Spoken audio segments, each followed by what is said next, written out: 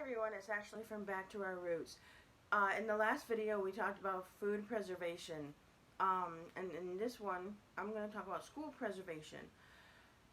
There's a lot to talk about in this topic, and I can take it in many different directions. I'm going to keep it as basic as possible and give you as much information as I can. And when I talk about school in this video, I'm going to mention from kindergarten to 12th grade, and that is really it, because some people don't start preschool, some people do start preschool, things like that, and you can start at many different ages. Typically kindergarten start around 5, 6, and you graduate around 17, 18, 19. So with that, that's what this is going to be on. Okay, in homeschooling, typically you want to, if you're going to homeschool, and this is my view on it, you don't have to be exactly correct. But with homeschooling, you want to make sure that you try to have your child's curriculum from kindergarten until 12th grade, or whatever they're at now, until they graduate. The reason being is you could lose a job. Let's say you lose a job in August or July, and you haven't ordered your next year's supplies yet. Now where are you going to get them? Or you haven't, or you have the internet's down, or you can't even afford internet, and you don't have all your hard copies. You have no way to do that, or your printer broke, or we have things like a grid down situation where you'll never be able to access it again, or we have a natural disaster and we're dislodged from our home for a while, but like for a hurricane, we know it's coming, we can grab some of our school supplies and go, and we'll be good for however long it takes to rebuild the house if it was totally destroyed. Things like that. If we have a war, and we need to bug out, we can take our school supplies with us, and it'll probably be only this much worth of stuff. That's it for an entire K to 12. So, and then you want to try to keep these resources on hand. Like I said, you could lose power, there could be a war, or you could, have a family event where you have to go over, like I have family out of this country. If there was a funeral, particularly on my father's side, I would want to be over there for 2 to 3 weeks, helping out, seeing family I haven't seen in years, things like that, and that's a long time. I need to bring, homeschooling stuff with me. Granted, I'm probably not going to homeschool every day, but I need to have that available. So, with that, let's just jump right in. When you do homeschooling, I recommend focusing on the core, which is the reading, writing, and arithmetic. Everything else is supplemental. I feel you don't have to do it every day. You can do it every day if your child has a large interest, but definitely the reading, writing, arithmetic. You can't do science without having reading skills, writing skills, or math. You have to have all three. You can't do history without reading, writing, and arithmetic. You have to know how the dates, and you have to know how to add and subtract with the timeline. Same thing with geography. You have to know math, how to read the map, and how to write. So all that stuff is supplementary to my core, which is the reading, writing, and arithmetic for kids. So that's basically what I have here. I have some geography, and I have some extracurriculars. So, but keeping it very thin. Okay, so with that, with reading, these are the McGuffies. Now, there's 2 major versions, okay? And then there's like subversions in them. I recommend getting both. These are and I'll go into these in a later video. Not all of the stuff in a later video. I'll go in depth, and none of these things are sponsored. I'm not paid to show these things to you. So, these are the McGuffies. This is the primer. This is the eclectic 4th reader. This is college level, and I can actually say that because I have 2 college degrees. So This is college level here.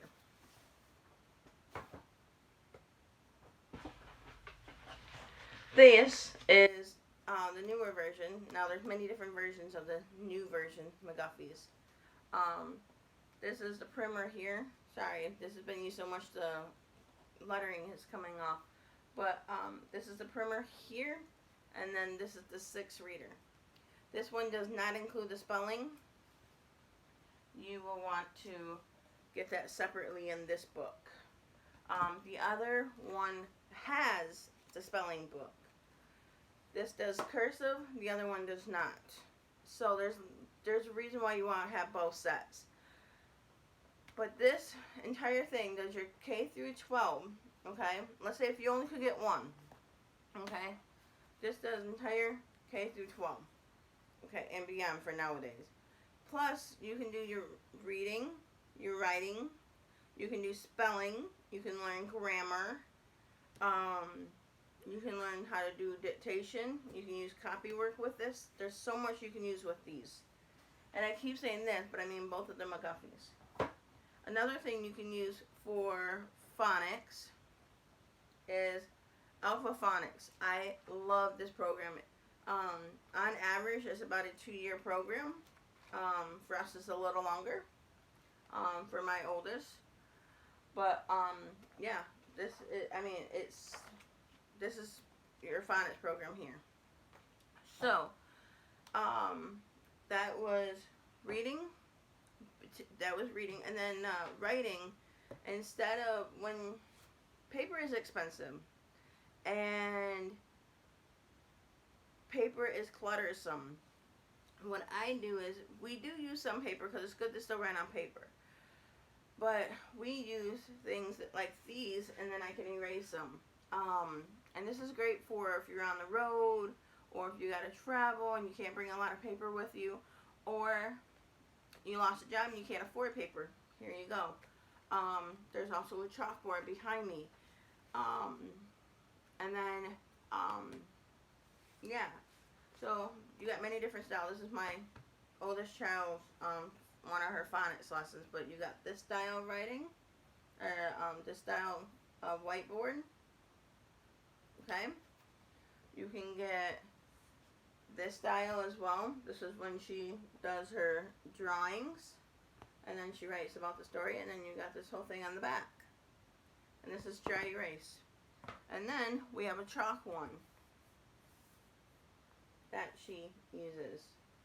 So there's a lot of saving in paper in there. And then if you want to do it in color, you can get colored chalk or colored dry erase or wet erase. I prefer wet erase over dry erase. That's a whole nother video though. So there's your reading and your writing. And then for your arithmetic, I will go with the raise. This is your whole K through 12 program, plus the parent teacher guide, which is this book. So this right here is your K through 12. And it is actually your whole entire K through 12 and beyond.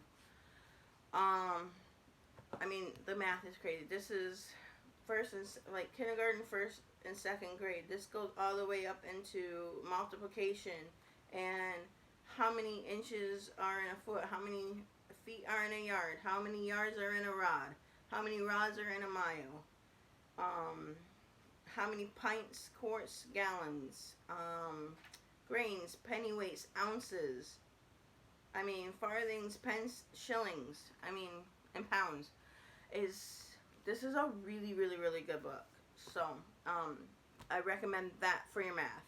And then, that's your reading, writing, and arithmetic. Okay? Now, personally, I do believe that there is a war coming. How extensive that war will be, and how warmongering it is, like how horrible, is it just going to be, okay, there's a war in this country, it's tense, or is it going to be like the Civil War in the 1800s? I don't know, but I would like to prepare for the worst case scenario. Hope for the best, but prepare for the worst. With that, I do, and like I said, you can't really move on to this stuff until you get the reading, writing, and arithmetic done.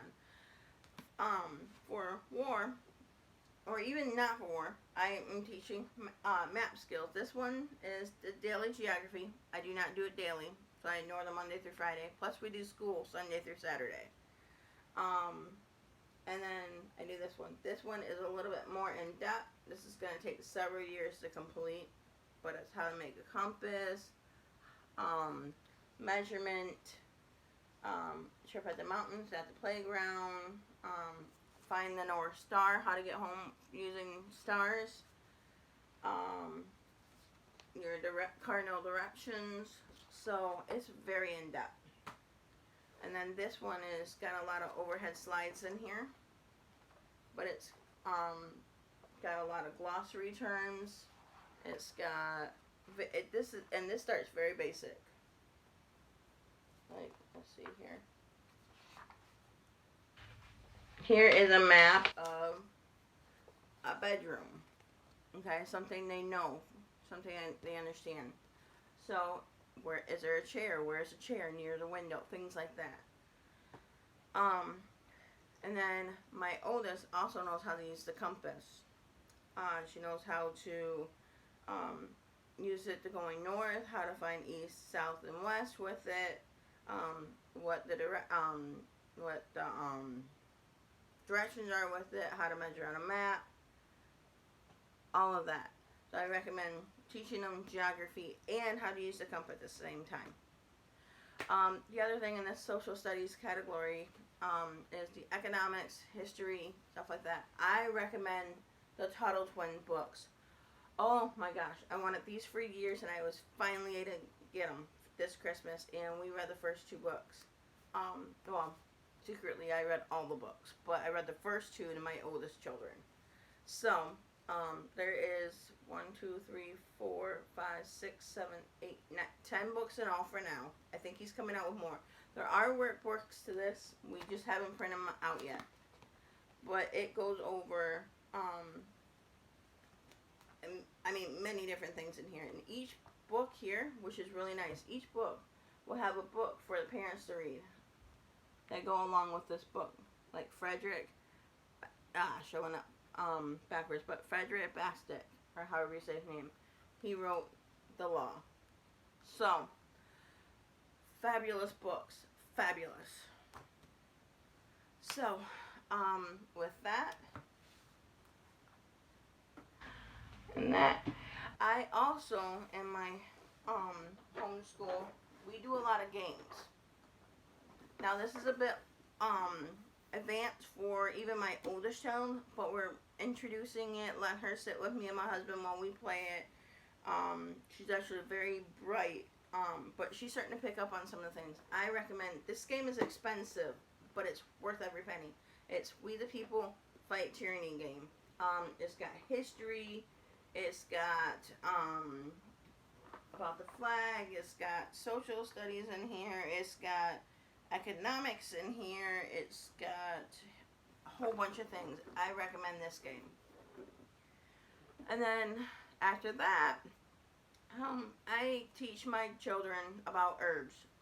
We are predominantly, even though we have a lot of medical issues in our family, we are vitalists. And vitalist means that we like herbs and all nature kind of stuff.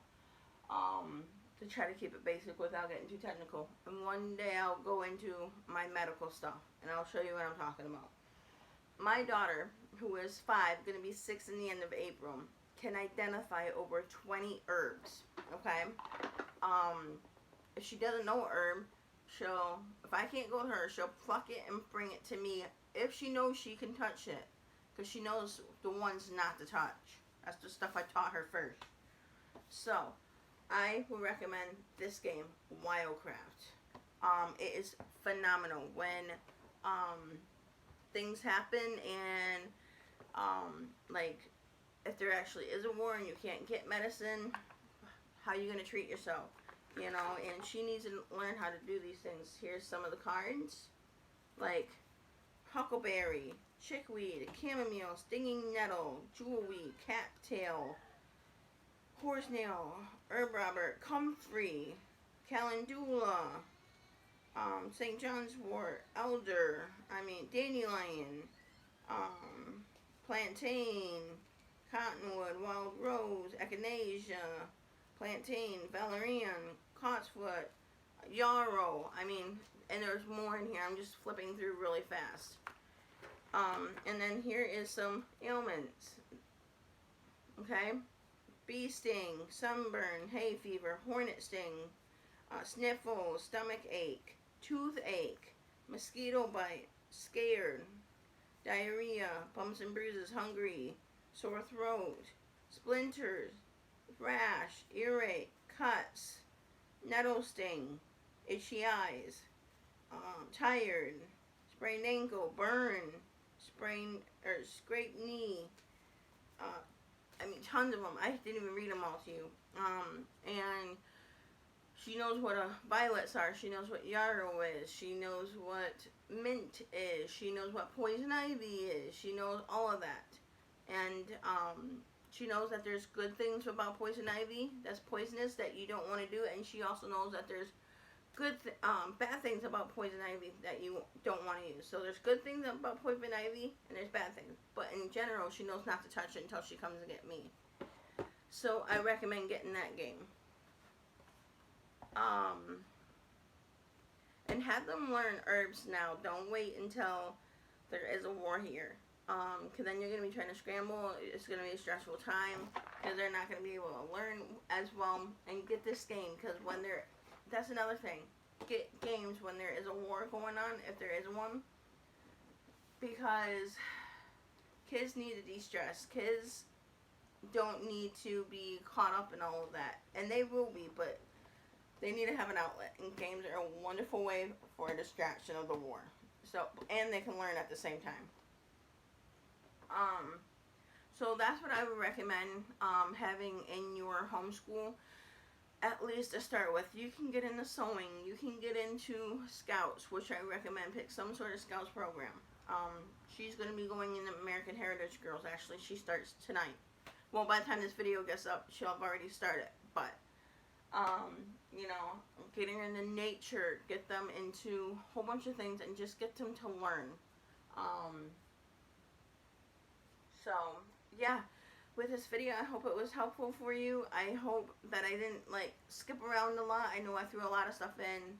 If you have any questions, put them in the comments down below. I will answer every single one of them. And I will talk to you soon. If you like this video, please like, share, and subscribe. Bye-bye.